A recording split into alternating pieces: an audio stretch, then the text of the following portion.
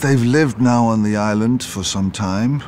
As father and daughter, I've really become her father, and she's accepted me as her stepdad. And knowing that she has 2 other dads as well in her life who love and adore her. And they live a very quiet existence, and they're trying to build the hotel up to what it's to its former glory, and create a new life for themselves as father and daughter within this Greek community. The music of Mamma Mia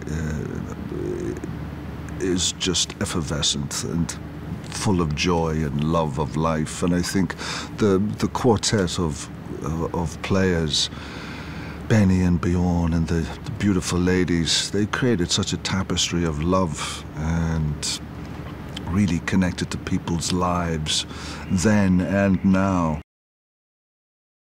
There's only one way to go, and that's both feet in with fun. If you pull back or you're shy in this game, you're dead in the water. So once you hear the music, Dancing Queen, you just gotta let it rip. And before you know it, you're skipping. Really, skipping.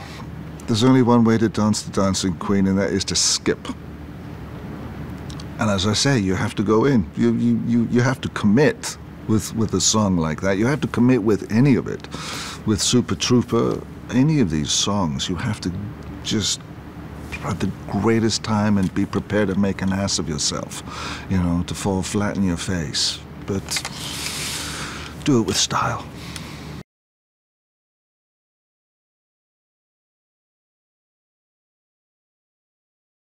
For me, the attraction was meeting the people that I had so much fun with 10 years ago. And I wanted to see those people again, and that drew me back to it, definitely.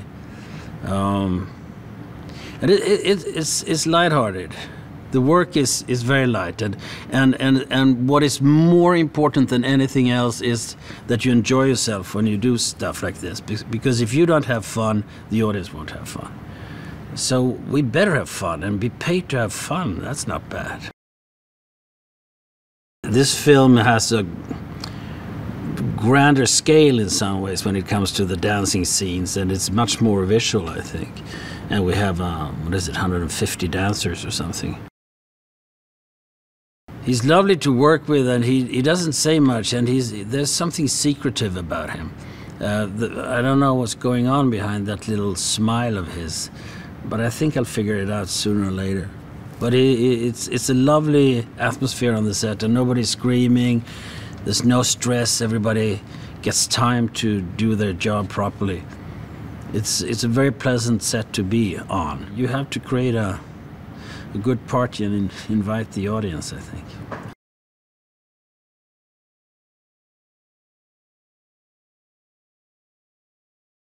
Well, Harry, as far as we know, he seems to have been fairly single most of his life. You know, when we see him in the first film, he's come out of the world of, you know, business, and it's all a bit stifling, and he's a guy in a suit that really looks like he needs to loosen up a bit.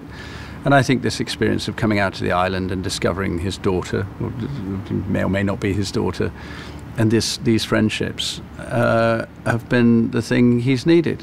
You know, he needs a bit of companionship. He needs to get the tie and the jacket off, and you know, shake it up a bit, and he needs a bit of ABBA, clearly.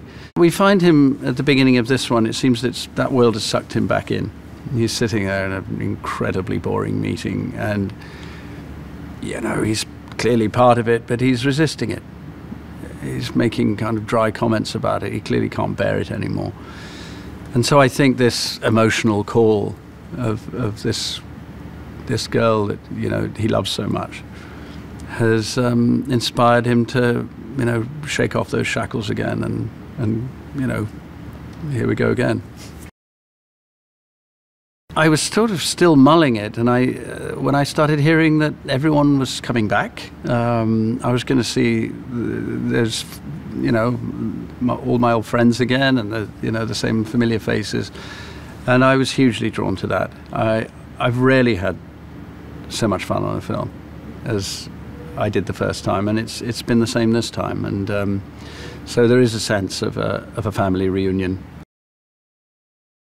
The anticipation over the last few weeks that we were going to meet Cher has made the air crackle.